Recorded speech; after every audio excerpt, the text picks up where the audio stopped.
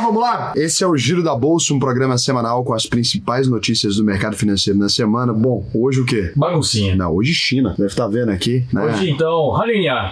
Que isso. Um lugar extremamente interessante, né? A gente está aqui diretamente da China continental, usando VPNs para subir os arquivos. Então esse vídeo deu muito trabalho. Antes de mais nada, vou pedir o like para quem é sardinha raiz, porque eu nunca deixo vocês na mão, independente de onde eu esteja, não é mesmo? Quem não é sardinha raiz ainda, segura sua mãozinha, considere deixar o seu like e se inscrever no canal aqui, se o vídeo te agregar, te trouxer alguma informação que você ainda não tinha. O que a gente tem aqui no Giro da Bolsa normalmente, Cazé? Notícias do que aconteceu nessa semana, né? Agora, essa semana aqui tá complicado. Olha só, o Ibovespa abriu aí a semana com 195.733,52 pontos. Caiu 0,67% nessa semana. Tinha subido interessantemente, mas aí acabou caindo. E o IAFD, que é o índice fundamentalista da UVP, caiu 1,69%, fechando a R$ 133,84, então o UVP 11, né? Daqui a pouco eu te mostro os detalhes aqui de todos os outros indicadores econômicos, mas eu quero te adiantar que essa semana foi boa para quase todo mundo, né? A notícia mais esperada pelo mercado, ela veio na sexta-feira e ela fez muito bem para as bolsas de valores da Europa, dos Estados Unidos. E só não fez o Ibovespa subir porque a Petrobras aqui, a notícia não é boa para ela. A notícia ela é maravilhosa para o mundo, mas para a Petrobras que estava ganhando com petróleo mais caro, né? Não necessariamente. Então você lembra, lifting cost da Petrobras, o custo de produção da Petrobras é de 7,70 dólares, tá? Quando você vai comparar com o preço que estava, cento e poucos dólares o barril, você percebe que tudo isso aqui, ó, acaba virando margem, né? Se o preço cai, é melhor ou pior para a Petrobras? Muito pior, né? A Petrobras mesmo não tem nada a ver com o Estreito de Hormuz. E aí é claro que a gente está falando aí, então, dessa decisão maravilhosa do Irã de reabrir totalmente o Estreito de Hormuz, deixar os navios passar, aquilo que carrega até 20% de todo o petróleo mundial, resolveu o nosso problema com fertilizante também, ó.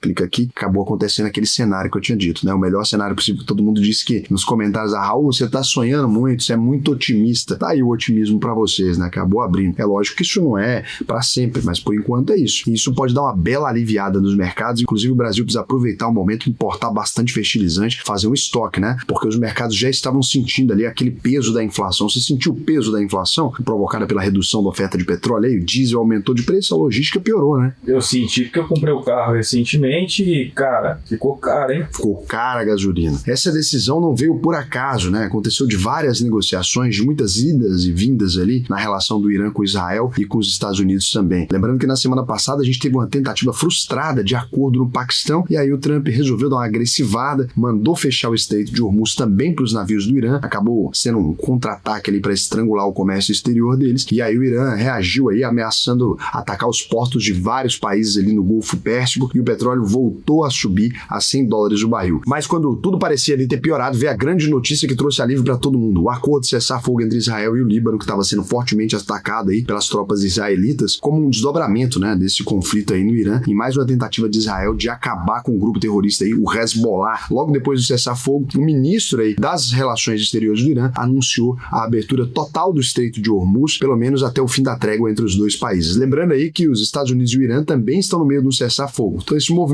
todo acabou ajudando o Trump a aliviar um pouco o discurso e a pregar o fim da guerra. Também teve aquele ponto, né, da China não querer se envolver ali e uma série de outras coisas. Depois desse anúncio do Irã, ele disparou 10 mensagens, uma atrás da outra, o Donald Trump, tá? Uma comemorando a decisão, agradecendo o apoio do Paquistão na negociação, depois ele voltou a dizer que ainda não ia abrir mão do bloqueio às embarcações do Irã, depois falou de novo que ia abrir, depois agradeceu a China, depois falou que o Xi Jinping é muito amigo dele, que eles vão dar um abraço caloroso. Foram algumas coisas aí que ninguém entendeu muito bem, foram diversas mensagens. Muita gente acredita que o Trump faz essas coisas para realmente manipular os mercados, né? Não que a gente saiba disso, Deus me livre, né? Não tenho certeza nenhuma disso, nem acredito totalmente nessas teorias, mas é muito estranho mesmo o jeito que ele tuita, né, as informações desses conflitos. O fato aí é que a reação à abertura do Estreito de Hormuz, ela foi imediata. As bolsas dispararam nos Estados Unidos e na Europa, o petróleo despencou 11% de uma vez, né? Vamos ver se vai mexer no preço da bomba, né? Voltou a ficar abaixo dos 90 dólares o barril, e isso foi tão bem recebido aí, o risco real era de uma inflação generalizada no mundo inteiro. Então os mercados estavam muito prejudicados, né? Inclusive os Estados Unidos aí tiveram o pior mês de março dos últimos 4 anos, e a alta de preço também estava incomodando outras potências aí, como Reino Unido, França e Alemanha, né? Que fizeram uma reunião de emergência em Paris com outros 40 países planejando uma ação conjunta para forçar a reabertura do estreito, que acabou não sendo necessário porque a decisão do Irã veio exatamente nessa hora, né? Ali, enquanto acontecia a reunião, acabou abrindo, mas eles devem ter algum planejamento para caso feche de novo. Os líderes europeus também comemoraram a decisão, disseram que vão ficar de olho para evitar uma possível privatização do Estreito de Hormuz ali, ou a cobrança de algum pedágio pelo governo iraniano, né? Depois do cessar-fogo, milhares de libaneses ali voltaram voltaram para casa, mas encontraram aí cidades devastadas pelo exército de Israel, principalmente no sul de Beirute, onde vários bairros foram completamente destruídos. Pensando aqui no lado humano da guerra, né? Infelizmente a gente não tem nenhuma garantia real que esse conflito vai acabar, e quem sofre sempre a população, né? Sempre aquelas pessoas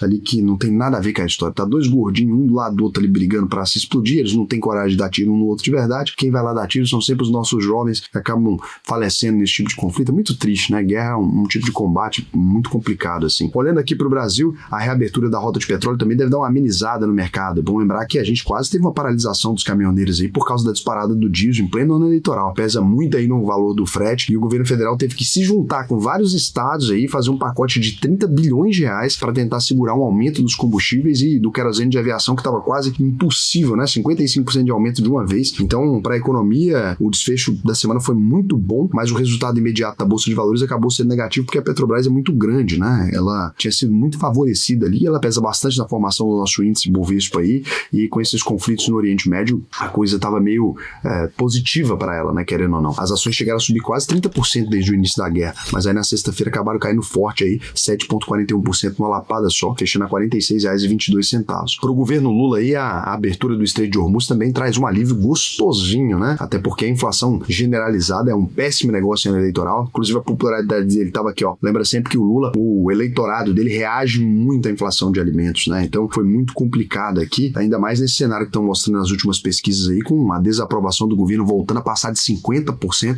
e o Flávio Bolsonaro em uma crescente impressionante, já superando o Lula no segundo turno, de acordo com a Quaest. Cheguei até a fazer um vídeo aqui, né, falando sobre esse cenário eleitoral, mas o vídeo que eu tô falando é aquele que eu fiz o Lula versus Flávio Bolsonaro, que eu acho um vídeo melhor. Eu fiz também um debatezinho assim, só discutindo eleições, porque eu sabia que vocês queriam, mas o pessoal não gostou muito não, porque quando você dá opinião sobre eleição, fica complicado. Ver esse outro que ele tá um pouquinho mais objetivo. E pensando também que 40% dos eleitores do Flávio tenham dito que podem mudar de voto até o dia da eleição, né? Então não tá ganho pro Flávio Bolsonaro. E por falar em mudar de voto, né, mas indo aqui um pouco pro lado da política, a gente teve mais uma decepção nessa semana aqui, com a segunda CPI que pegou um puxadinho para investigar as relações do Daniel Vorcar sendo engavetada no Congresso. Acredita, Cazé? Terminando naquele... Investigar relações do Vorcar é complicado, né? São muitas. Terminou, vamos dizer que terminou em pizza ou em linguiça? Em peleleca. Terminou em linguiça toscana, né? E depois da CPI do INSS, a CPI do crime organizado também acabou de forma melancólica com a rejeição do relatório que apontava a omissão do Procurador-Geral da República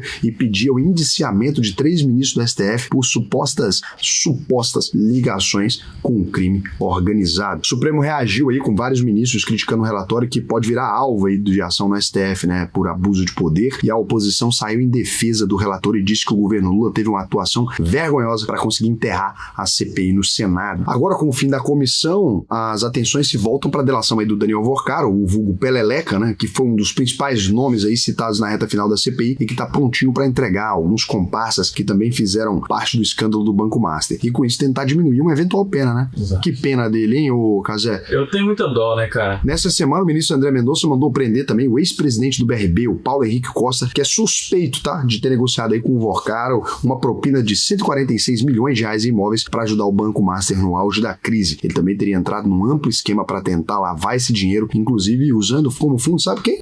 Fundos da gestora REAG, aquela que também foi liquidada pelo Banco Central, viu? E agora, pra gente tentar entender na tela o resumão de tudo isso que a gente falou, caso Master, CPI, baguncinha em Brasília, Estreito de Hormuz, queda no petróleo, peleleca, o resumo de tudo foi o nosso Combarim do índice Bovespa aí, interrompendo uma sequência de 10 altas seguidas que fez ele bater o recorde histórico de 198 mil pontos. Lá no exterior chegou a encostar nos 200, mas aqui no dia caiu a notícia, né, da reabertura do Estreito de Hormuz. Ele acabou fechando a semana com 0,67% de queda aos 195.700 pontos. E aqui você vê aqui, né, S&P 500 bateu a máxima histórica nessa semana com 4,48% de queda, já tá cara, hein? Nasdaq com 6,66% de queda também na máxima histórica. Bitcoin também 4,66% de alta, Ethereum 10,49% de alta. E tem muita gente que não tá entendendo esse momento aqui, o tanto que ele é estratégico para a história do investidor aqui. Quando você percebe um bull market, que é quando a gente diz que tudo aquilo tá subindo, existem aqui as últimas janelas para você procurar aquilo de melhor valor, ou seja, aquelas empresas que estão lucrativas, com baixo endividamento, tem um resultado e um desempenho legal que ainda não foram vistas pelo mercado. Se você tem essas empresas, você está com elas na sua carteira, sabendo que a taxa de juros vai cair, daqui a pouco o quê? A corte na taxa de juros gera aquele momento de saída para quem pegou o título IPCA+.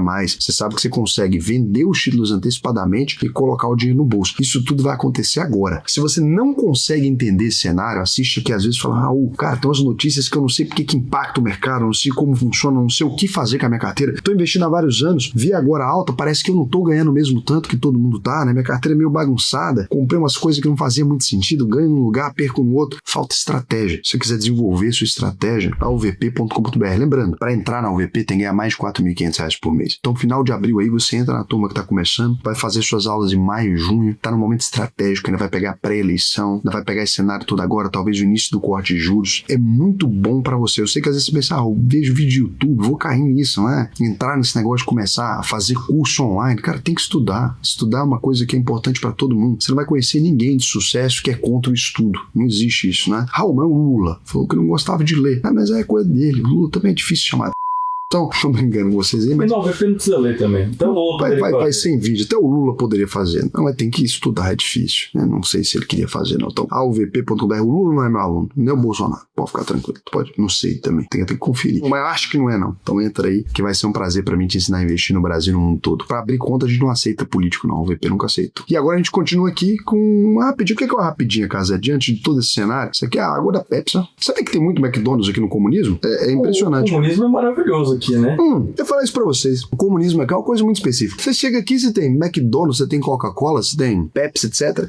iPhone pra caramba vendendo. iPhone pra caramba vendendo pra todo lado. O que você não tem? Não tem Uber. Aí eles têm o Didi, que é o aplicativo deles aqui. O Didi trabalha aqui. E o Mocó também. E chega rapidinho, né? O Didi é bom, você pede rapidinho. Agora, vou dizer uma coisa pra vocês. Tem uma coisa que é meu problema. Esse negócio pra enviar vídeo é bem complicado. Tem umas mentiras que dizem sobre a China também. Uma coisa que eu fico impressionado, né? No Brasil, sempre que você usa como referência a China, o pessoal fala, não, sabe que lá na China tem um limite de horas que as pessoas podem ficar viciadas no TikTok, é bloqueado, né? Cara, tem um horário, é tudo educativo, tudo sei lá o que, o TikTok usa um algoritmo diferente aqui na China. Conversa, rapaz. A gente pegou o ônibus, todos os caras vendo as mulheres fazendo assim com a tetinha, um negócio, uma baixaria danada. O tempo todo. Dentro do trem e 24 horas por dia. Eles andam na rua assim, colado na tela. Colado na tela. Eu nunca vi nada do tipo na minha vida. Então, assim, essas histórias todas que falam de excepcionalismo chinês, igual fazer com os Estados Unidos antigamente. Tudo nos Estados Unidos é maravilhoso.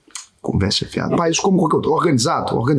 Mas muita sujeira também em determinados lugares. Tem sujeira na rua em alguns lugares. A única coisa que eu fiquei impressionado é que as crianças aqui não choram. Isso é verdade. E quando deita no chão, eles ignoram. E outra coisa, pessoal fuma em tudo quanto é lugar. Então, assim, essas coisas todas que um lugar é mais incrível, com tudo síndrome de vira-lata, galera. Que, bom, realmente, a China é muito diferente do estereótipo, das expectativas, né? Daquela coisa sensacionalista que divulga. Não é um problema, as pessoas vivem bem. Não tem essa tecnologia em todo lugar.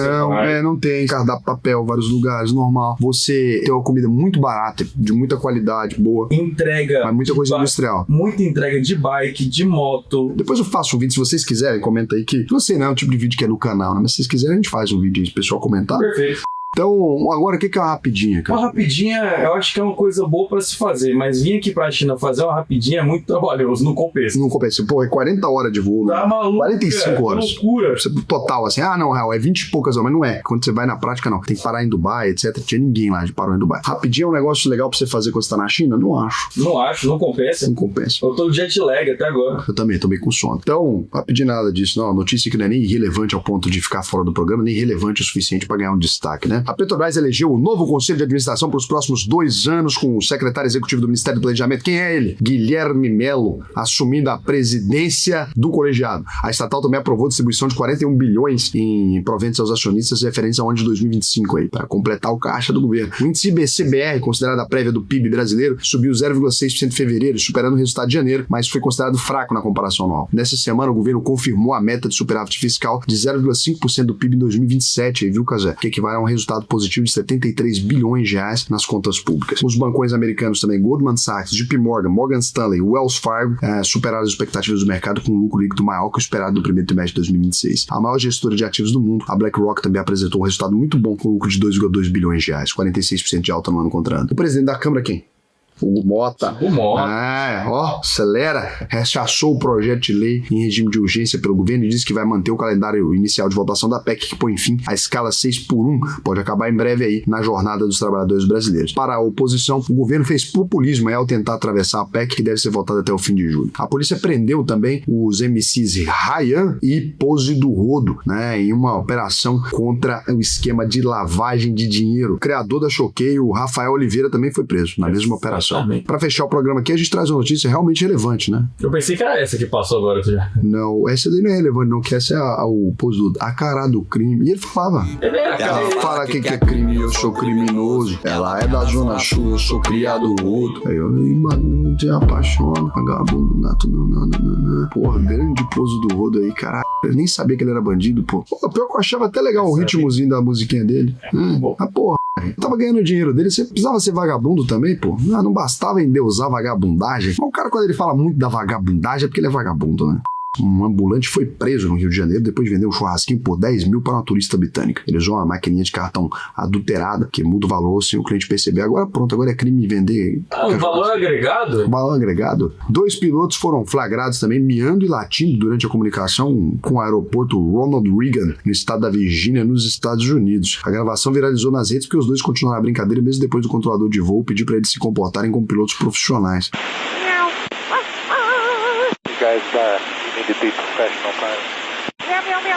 É brasileiro isso aí, não? Não, mas imagino que tenham tomado cogumelo, tá? Aprenderam com o Renan. Foi leiloado ontem, no sábado, um colete salva-vidas usado por um sobrevivente do Titanic. O lance inicial é de 150 mil libras, né? É quase R$1 milhão aí. É isso, compraria? Não. E, infelizmente, uma notícia triste aí, cara. Morreu nessa sexta-feira o maior jogador brasileiro de basquete de todos os tempos, Oscar Schmidt, né? Aos 68 anos de idade. Eu não vi ele jogar, que a gente já nasceu, ele já era apresentador. Eu não vi, não. Eu não vi na época. Tem impressão de ter visto imagens, né? Lances ali, porque o irmão dele trabalhava no Fantástico. E uma certa vez teve uma homenagem pra ele, né? O Tadeu Schmidt, que deve estar mal. Nossos sentimentos aí pra vocês. Oscar nunca deixou os companheiros de time na mão, nunca desfalcou a equipe nem com a mão quebrada. Sobretudo em dia de jogo importante. Grande Monsanto aí, né, cara? Que loucura, né? Pô, é muito ruim isso aí, né? Isso é quando você perde, assim, o Brasil já é tão carente de ídolos, assim, né? E é engraçado, né? Porque o basquete já não é um esporte tão valorizado no Brasil. Eu sinto que eu cresci ali com a Hortência e com ele sendo pessoas muito... Ele sempre foi um cara muito respeitado, né? É engraçado, né? Porque o Brasil sempre teve pessoas, assim, em esportes meio aleatórios. Por exemplo, o Guga, né, cara? A minha infância, e ele é até hoje, né? O Guga até hoje é uma grande referência, né? Exato, e é um esporte que não é tão famoso Gustavo, assim, porque é muito caro jogar tênis, né, pro brasileiro em comum, assim, mas o basquete eu acho que é um esporte mais popular. Qual é o esporte mais famoso da China, será? Eu acho que é o badminton. É verdade. Inclusive, a gente viu um robô que joga badminton. Eu não tenho certeza, eu só inventei. Tchau pra vocês. Tchau pra vocês.